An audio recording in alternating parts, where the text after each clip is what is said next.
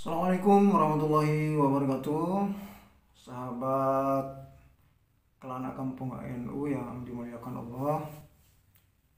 Kali ini Widuri Channel akan menampilkan sebuah video yang saat ini sangat marak, teman-teman, yaitu mengenal golongan Wahabi.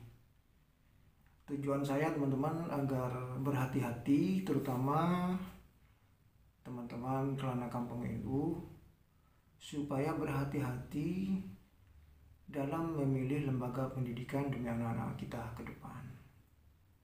Jadi kalau misalkan ada sebuah lembaga pendidikan gratis, tahfidzul Quran gratis, itu mohon hati-hati, teman-teman, siapa pengasuhnya, siapa gurunya, karena sudah banyak terjadi banyak sekali orang tua yang menyesal anaknya masuk di sebuah pendidikan yang beraliran Wahabi, seperti yang terjadi di Tanjung Priok. Ada seorang ibu yang curhat kepada Deddy Mulyadi, seorang anggota DPR RI. Beliau menangis karena anaknya beda aliran, bahkan anaknya sudah tidak mau sungkem kepada orang tua, bahkan baju cuciannya itu harus dilainkan. Jadi sudah tidak hormat lagi kepada orang tua, teman-teman. Kali ini saya tampilkan videonya bagaimana cara mengenal golongan Wahabi. Simak videonya. Assalamualaikum warahmatullahi wabarakatuh. Saya Rizky Wisudaryasti akan memenuhi tugas ujian akhir semester Akidah Akhlak dengan materi mengenal golongan Wahabi. Wahabi, lebih tepatnya Wahabisme atau Salafi, adalah sebuah aliran reformasi keagamaan dalam Islam. Aliran ini berkembang dari dakwah seorang teolog muslim abad ke-18 yang bernama Muhammad bin Abdul Wahab yang berasal dari Najd, Arab Saudi. Pada praktiknya, Wahabisme tumbuh sebagai paham yang demikian keras, kaku, ketat, dan tanpa mengenal kompromi.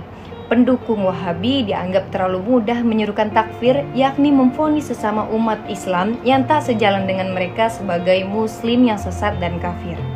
Pendukung aliran ini percaya bahwa gerakan mereka adalah gerakan reformasi Islam untuk kembali kepada ajaran monoteisme murni, kembali kepada ajaran Islam sesungguhnya yang hanya berdasarkan kepada Al-Quran dan hadis, bersih dari segala ketidakmurnian seperti praktik-praktik yang mereka anggap bid'ah, syirik, dan khurafat. Sementara penentang ajaran ini menyebut Wahabi sebagai gerakan sektarian yang menyimpang, sekte keji, dan sebuah distorsi ajaran Islam. Dalam doktrinnya, setiap muslim yang tidak mempunyai pemahaman dan praktik agama Islam persis seperti Wahabi dianggap murtad, dan karenanya memerangi mereka diperbolehkan atau bahkan diwajibkan. Razia penggerebekan dan perampokan pun dilakukan pada tahun 1803 Masehi. Kaum Wahabi menyerang kota Taif. Di kota itu mereka membunuh ribuan penduduk sipil, termasuk wanita dan anak-anak yatim.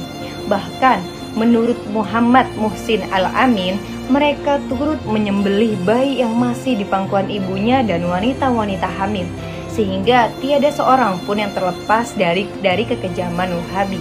Pada bulan Muharram tahun 1805 Masehi, Wahabi di Mekah membunuh ribuan umat Islam yang sedang menunaikan ibadah haji. Aksi kekerasan Wahabi tidak berhenti sampai di situ. Wahabi juga pernah membantai 1.000 orang lebih rombongan jamaah haji asal Yaman tanpa sebab yang jelas, dan menewaskan 320 orang dan ribuan lainnya luka-luka. Secara umum, tujuan gerakan Wahabi adalah mengikis habis segala bentuk tahayul, bid'ah, dan khurafat. Praktik dan ajaran Wahabi antara lain ialah meninggalkan kunut, tidak boleh menyanyikan lagu qasidah dan melakukan bacaan Al-Quran. Semua objek peribadatan selain Allah dianggap palsu dan yang melakukannya harus menerima hukuman mati dan dibunuh. Tidak boleh membaca kitab-kitab sholawat, tidak boleh mempelajari sifat-sifat wajib dan mustahil bagi Allah. Perayaan Maulid Nabi dilarang karena termasuk bid'ah. Melarang perayaan Isra Mi'raj, melarang ziarah ke makam Nabi, yang dibolehkan hanya melakukan sholat di Masjid Nabawi, dan berdoa menghadap ke makam Nabi pun dilarang. melarang berdoa dengan tawasul, melarang membaca zikir dan tahlil bersama-sama setelah sholat.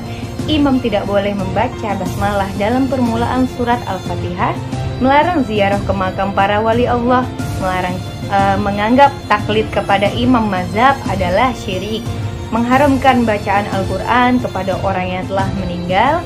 Demikian paham serta ajaran Wahabi, kurang lebihnya mohon maaf. Wassalamualaikum warahmatullahi wabarakatuh. Demikian tadi bagaimana teman-teman mengenal golongan Wahabi yang sangat meresahkan warga negara Indonesia saat ini, teman-teman. Dan jangan lupa komen, like, dan subscribe-nya, karena subscribe adalah sedekah, teman-teman. Dan jangan lupa klik tombol loncengnya agar teman-teman senantiasa mendapatkan informasi menarik dari video di channel atau Kelana Kampung EU. Oke, sekian. Wassalamualaikum warahmatullahi wabarakatuh.